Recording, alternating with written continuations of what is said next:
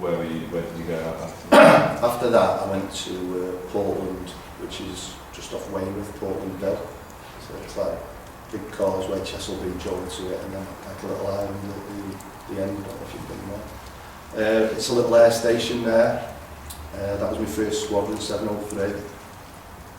Little Wasp helicopters.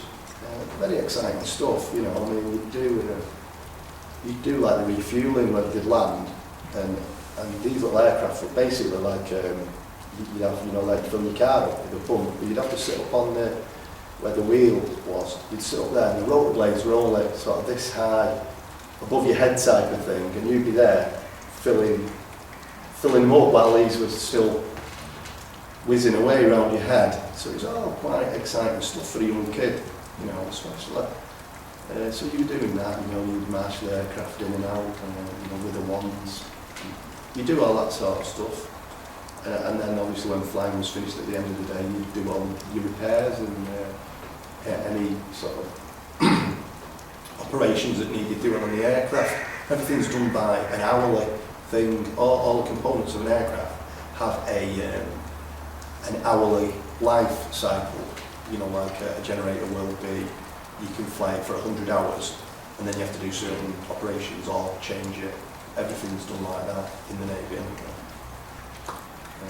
I was there then for, I was there for about 2 years on various squadrons there. Down in Down at Portland, yeah. Whoops. After that, I got what you call a frontline squadron, which is a squadron that can actually go on a ship. That was at Yeovilton in Somerset, and that was a Harrier squadron, a fixed wing aircraft. I went off there, obviously training again, new aircraft, load of training, different place, making new friends. That was a really good time. And that was where, and you do 2 years frontline servicing, basically. There's a lot of, how would you put it, changeover to get people trained and to get them on frontline servicing. That was a really good time. We went on various ships then. I was on the Invincible for a time on deployments to, went to France, went to America on, I went to America on the Hermes, yeah, I went to France on the Invincible, various places. We went on deployment with the Hermes to America, visited loads of places, went to Bermuda, Virgin Islands. It was great. We spent 6 weeks in America, and it was just like a big holiday. It was really good weeks. We actually deployed to an American air base while we were there because the ship was alongside, and the aircraft can't fly when the ship's alongside, so they all deployed to this American air base. We went there, and yeah, what a great time that was. Amazing places, everything the Americans have, bigger, better, more money. You know, compared with the stuff we had, it was just unbelievable. Even down to the food, you know, in the canteen, you know, we'd get whatever was given to us type of thing. You'd go into their canteen and there'd be a chef there. How would you like your steak? How would you like your eggs? You know, and they'd cook for you type of thing. Great place, great time. Whereabouts in America was it? In Florida. Florida, yeah. Massive air station. They had their own cinema, they had their own nightclub, swimming pools, baseball ground. It was a proper eye-opener from coming from, you know, such small places in England to go to one of their areas. Like whilst on the ship, what would be, you know, at sea, what would be like the daily routine? Well, you'd work obviously shifts basically called watches. You know, it's very nautical type thing. It'd be first watch, second watch. But basically you do like everyone else, you do an 8-hour shift and then you get 8 hours off and then you'd have 8 hours kip sort of thing. So obviously your 8 hours working would be, if you were at flying stations, aircraft would be flying, you'd be refueling, filling them up, you know, checking them. Then the maintenance obviously, usually sort of towards the end of the day would be maintenance, they'd be back in the hangar, doing your maintenance, everything. Obviously you're working, whatever you were working, you'd do. Then your time off would be in your mess, like about 30 men in my mess. you did have a TV. It wasn't much on type of thing. You'd get the odd VHS then, no DVDs then, but and you'd just play cards and read books, hang about with your pals, sort of thing. If there was no flying stations, you could go up on the upper deck and play games, play football and that sort of stuff, you know, if it was an aircraft carrier. So you had a massive space where you could, you know, work out and do training, do running, all that sort of stuff. You were allocated 3 cans of beer a day on a ship, which, you know, you could have a drink at night if you wanted, a couple of cans of beer and everything, and just chat with your mates and play games and stuff like that. And then obviously sleep whenever you slept, whenever your time off was, sort of thing, depending on what you were working. What was the food like on board? Was it? Yeah, it was alright. I don't think it was best ever, but you got your line queued up and got what was on offer that day. I never had any problem with it. I always thought it was okay. Yeah, so it was a great time on board. Obviously, I did me. What happened was I did me 2 years on the frontline squadron, the Harrier squadron, and I'd actually finished on that, and I'd gone on leave. I'd come back to Manchester that day. I got back to Manchester and I was due to go back to Portland again because I'd finished my frontline service. And I remember I went out for a night out. Next morning I was awoke by a knock on the door. 2 policemen stood there. You, David Gemmel, yeah, you've been recalled to your ship, got to go down to Portsmouth, I think it was. You go into the Falklands, and that was the first I'd ever heard of the Falklands. These 2 cops knocking on my door. Because I'd finished on my frontline service, I was going back to Weymouth where I'd lived before, because of Portland. I used to have these kit bags about this tall, yeah, big, great things, heavy things. All my kit I'd put in there, and I'd sent it off with my mate who was still at Weymouth. So all my kit was at Weymouth because that's where I thought I was going when I got back off leave. So I ended up back down at Portsmouth on my ship, on the Hermes, no kit whatsoever, all in Weymouth in the back of my mate's car. He went down to the Falklands as well, but he went down on the Canberra, which is like a cruise liner that got seconded to the Royal Navy. All my kit got left in Weymouth, so I ended up with like not much kit with me really. Back on board the Hermes, but all the way down there really, I don't think anyone thought it was going to come to you know, blows as it were, until obviously we got down there, and when the Sheffield got hit by an exocet, I think that's when it sort of, we first thought, oh, this is like a bit of reality here type of thing, this is real. Up until then it were all, you know, a bit of a big game type of thing. When you heard about that attack on the Sheffield, did that, like you say, did it kind of something switch in your mind almost? Yeah, I think so. It then became real to everyone, and you know, it was you just wanted to get on with it then, and you know, have a go at the Argentinians and get back your island type of thing. Was that the kind of sentiment? Yeah, that was the sort of feeling. I mean, we actually saw, you know, the Sheffield burning away. It does sort of galvanise you into thinking, you know, yeah, we've got to go and fight with these people, sort of thing. And it brought it home to you, certainly, actually seeing, you know, burning and smoke and The Hermes was the flagship of the battle group, whatever you call that.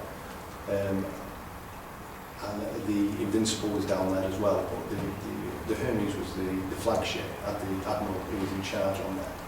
Obviously a big target for the Argentinians. Yeah, I mean, they say that if the Hermes had got sunk, we wouldn't have been able to carry on with the war, basically, because we wouldn't have had the aircraft to fly cover for the army, the soldiers and the Marines and that. So it was quite, I wouldn't say scary time because you just didn't think about it, you just got on with it type of thing. There's lots of hairy moments where, you'd go to action stations because an exocet had been launched at you, and you'd be there on the deck with an aircraft next to you, burning and turning as we'd call it, and full of bombs and guns and waiting to take off, and you'd be thinking, what happens if an exocet hits, and you just get on with it basically, carry on doing your job and hope it didn't happen. As far as I'm aware, these exocets lock onto the biggest target that they can see. The Atlantic Conveyor was a big container ship, with the big containers that you put on the back of the lorries. I think that had a couple of Chinooks on it and a few Harriers that were coming down, and that was quite near to us.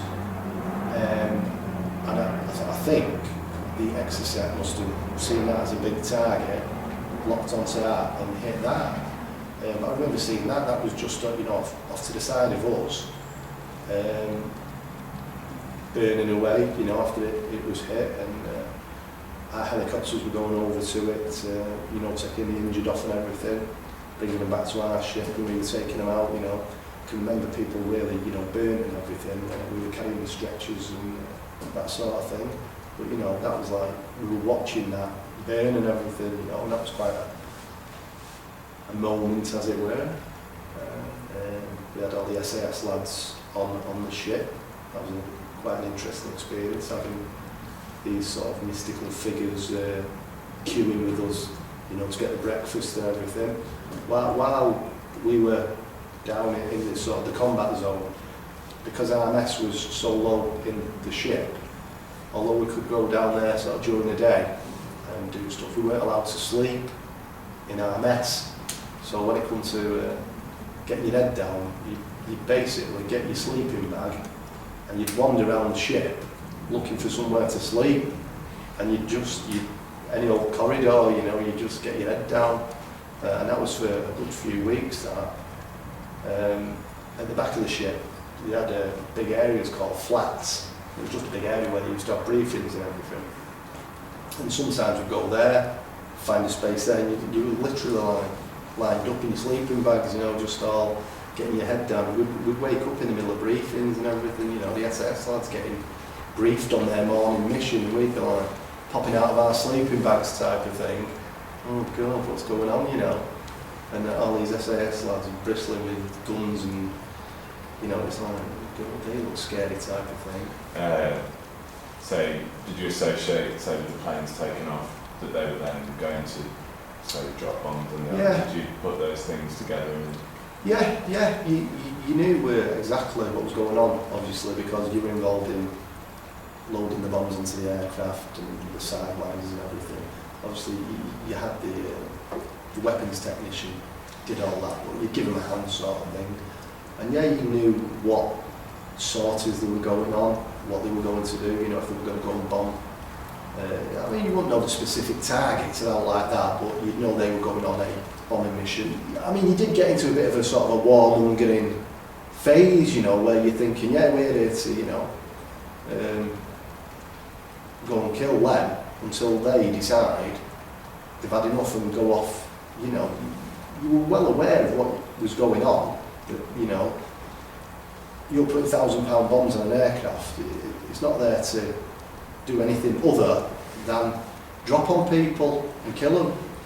So you're very, very aware of what you were there for.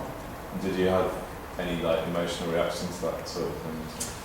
Yeah, in all honesty, no. I didn't sort of think, I shouldn't be doing this or anything like that. No, I was just there. They were trying to kill us and our soldiers, and it was our job to protect our soldiers, and the way to protect them was by, killing them and ending the war as soon as possible. The sooner we won that war, the sooner people would stop dying, I suppose. So, maybe looked at it that way. You were a bit, obviously, detached from the reality of it, in that you weren't seeing people being blown to pieces. You were putting bombs on and guns on and stuff like that, but you weren't actually there as a soldier shooting someone. So I suppose the reality of it was something that was happening a bit away, you know what I mean? You know, a couple of miles in that direction, and you never actually saw what was going on. It may have affected me different if, you know, I'd seen people getting shot and blown to pieces and stuff like that. I mean, we had some of the Argentinian prisoners came on our boat, and we saw them sort of thing, and you know, they didn't look so clever type of thing, but I'm sure you wouldn't if you were a prisoner on someone else's boat.